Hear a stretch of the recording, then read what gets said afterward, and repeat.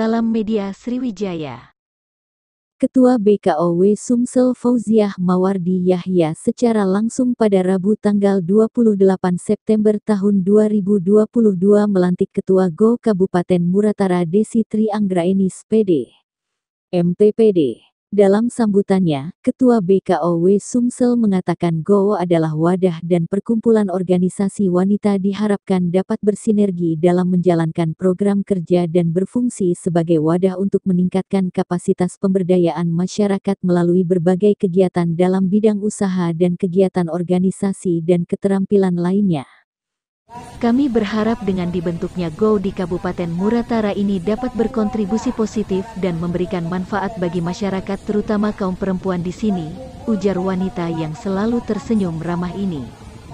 Menurutnya, melalui organisasi GO dirinya berharap para wanita khususnya di Muratara menjadi lebih aktif dan cerdas terutama dalam pemberdayaan bidang usaha dan organisasi serta keterampilan lainnya.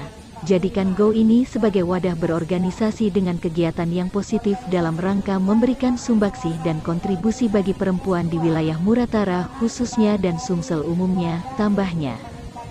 Sementara itu, Ketua GO Muratara Desi Tri Anggraeni SPD, MTPD, mengucapkan terima kasih atas kepercayaan yang telah diberikan kepada dirinya dan para pengurus lain.